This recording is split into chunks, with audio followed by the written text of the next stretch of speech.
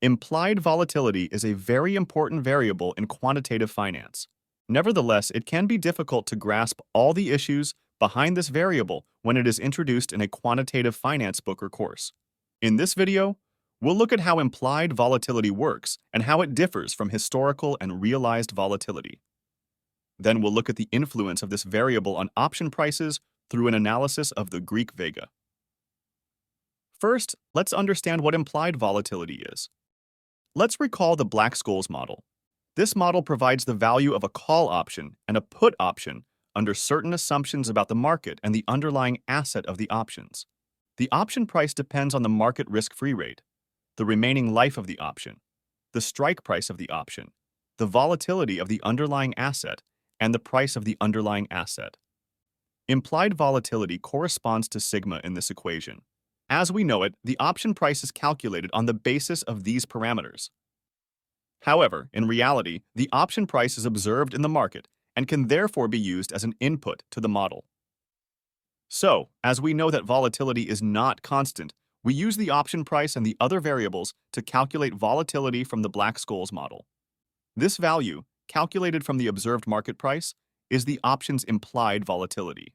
In fact, instead of using volatility to obtain the price of the option, we use the price quoted in the market to obtain the volatility. To give a visual representation of implied volatility, we plot volatility as a function of the option's strike price. This visualization enables call and put options to be displayed according to their moneyness. In the center, we find K equals the current spot price of the underlying asset, which is the at-the-money option. On the left, we find out the money puts and in-the-money calls. The reason for this is that if K is less than the spot price, we see that the put is out the money and the call is in the money. On the right are the puts in the money and the calls out the money. In the rest of the video, I'll be making a lot of use of out the money puts to illustrate what I'm saying. Let's now look at the form of implied volatility in the Black-Scholes model. As I said earlier, the Black-Scholes model is based on a number of assumptions. But the only thing that matters here is the fact that volatility is assumed to be constant.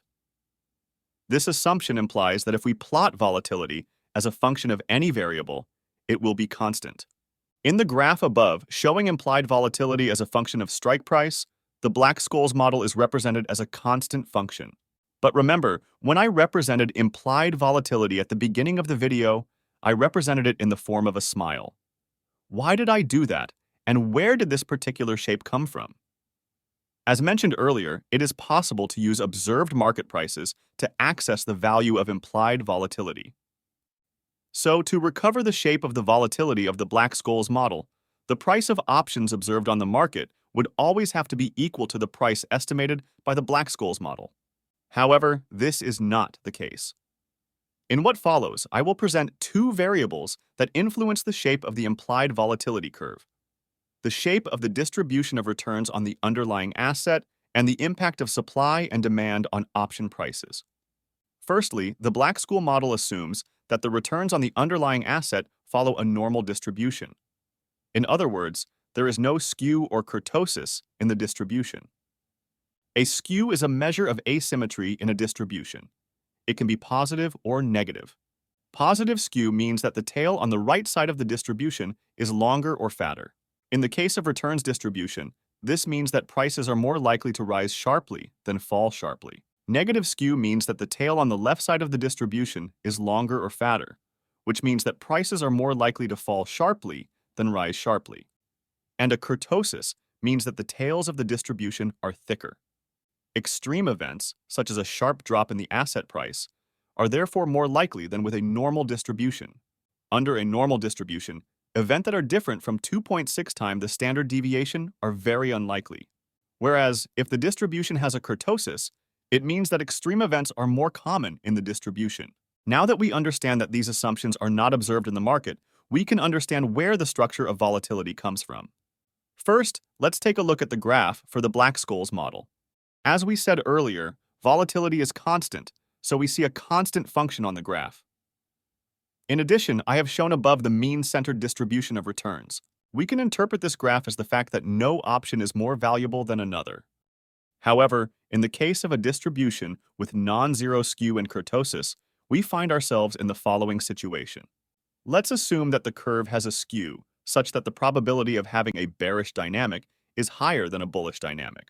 What's more, the negative kurtosis means that the tails of the distribution are thicker, and so sharp downward movements are much more likely than for a normal distribution. In this case, which is more realistic, the options market has to adapt. Take put options, for example. On the screen, you can see the distribution of returns at the top and the payoff of a put option below.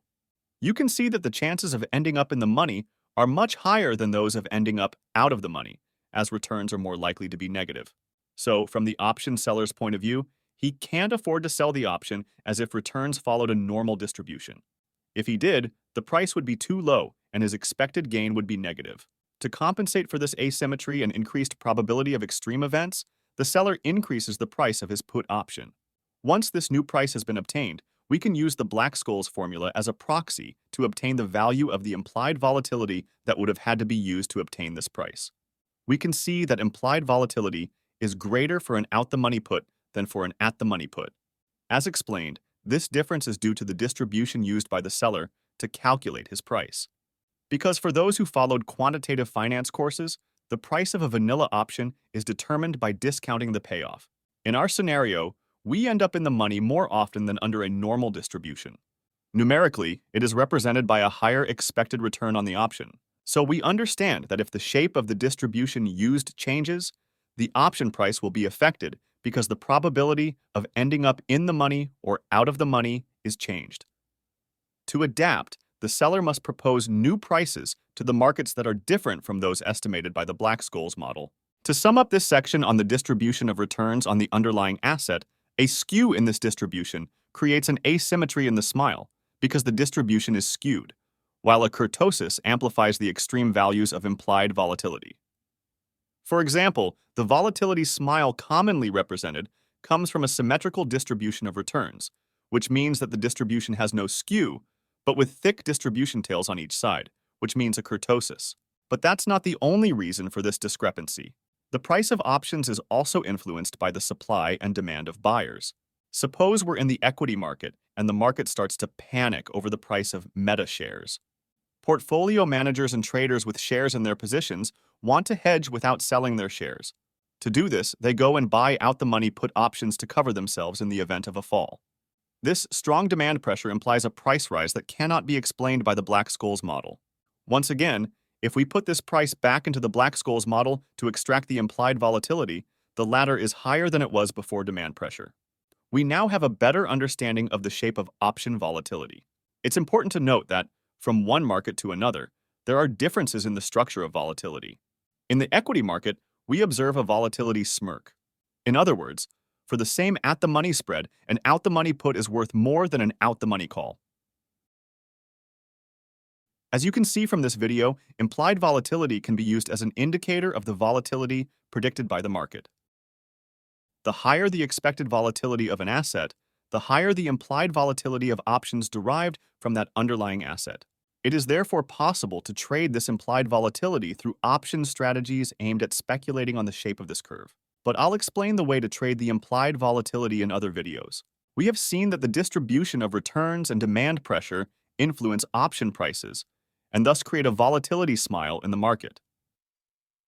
But we can interpret the implied volatility value as the volatility value expected by the market for the underlying asset over the life of the option. Let's assume that the price P observed in the market is fixed, and that this price gives an implied volatility for an option of 15% in the Black-Scholes model. We can then conclude that this is the volatility the market expects for the underlying asset, because if the market expects a higher volatility, then the option price should be higher to cover the seller's risk of the option to finish deeply in the money due to the high volatility. If you look at this graph, the delta difference represents the difference in payoff between a low volatility underlying asset and a high volatility underlying asset. Whereas if the market expects lower volatility, then the price would be lower, because buyers would realize that this option has less chances to finish deeply in the money, and therefore will not pay the price P in the market and will wait that the price decreases. Now that we understand what implied volatility is, let's take an example to illustrate. Let's suppose we're looking at two stocks, A and B, whose price is 100 today. The price of the at-the-money option on stock A is $5, while for stock B the price is $25. The implied volatility of these two options is therefore different. Option A has an implied volatility of 10%, while option B has an implied volatility of 50%. How can this difference in implied volatility be interpreted? As explained earlier, the shape of the volatility smile depends on the distribution of asset returns. If the seller who prices the option uses a distribution with a skew and thick distribution tails, then the implied volatility will be different from that of black skulls, which uses a normal distribution. Now, to price options, the seller must define a probability distribution to discount the payoffs. This distribution differs from one asset to another, depending on various parameters such as their historical distribution or the forecasting tools used. For example, option A has a lower implied volatility because the seller uses a probability distribution with a lower chance of finishing in the money. For option B, on the other hand, the chances of ending up in the money are higher, so the seller offers a higher price to avoid losing money. So we clearly understand the term implied volatility. The implied volatility of an option is the volatility implicitly reflected in the option price. The greater the volatility of an option, the more likely it is to end up in the money. However, it is sometimes said that implied volatility corresponds to the future volatility of the underlying asset, but this is not true. Implied volatility is the volatility of the underlying asset that the market expects.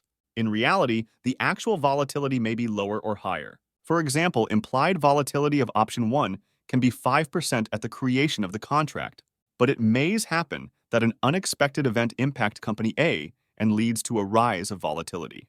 At the end of the trade, by calculating the realized volatility, we obtain 15%, which differs from the 5% expected from the market. But how can we accurately calculate the impact of a change in implied volatility on the price of an option? The answer lies in the Greek Vega. Reusing Taylor's expansion, we note that this partial derivative corresponds to the sensitivities with respect to the option's implied volatility. This partial derivative is Vega. This means that Vega is positive for a long call and long put, and negative for a short call and short put. Let's take the example of a call option to understand its sign. Let's look at the call's payoff. As mentioned in a previous video, this call is gamma positive, that is convex. This convexity provides protection against price declines. Assuming volatility is 5% today, the graph represents the price potentially achievable by the underlying asset. If the price falls by 2, you lose nothing because the option is convex. On the other hand, if it rises by 2, you gain 2. In the first case, with a volatility of 5%, at best, you gain 2. At worst, you lose nothing. Let's take a case where volatility is 10%, in which case the price range attainable by the underlying increases. So if the price falls by 4, we lose nothing thanks to the option's convexity, but if the price rises by 4, we gain 4. However, even if the sign of Vega seems related to that of gamma, there are strategies for being long gamma and short Vega, but I'll present that in another video. To conclude this video, we need to understand how it differs from historical volatility and realized volatility. As explained in this video, implied volatility is a reflection of the option price by the pricing model. Please note that in this video, I have only mentioned the Black-Scholes model, but it is possible to obtain implied volatility from other pricing models. Historical volatility, on the other hand, is a statistical value obtained from prices. The formula is simply the standard deviation of returns.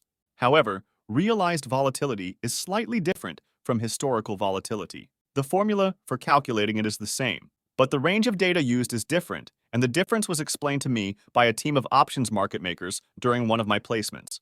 They explained that for them, when considering a strategy backtest or a trade, historical volatility was the volatility before the trade was executed. It refers to the asset's past, whereas realized volatility is the volatility during the life of the trade, after the order has been executed.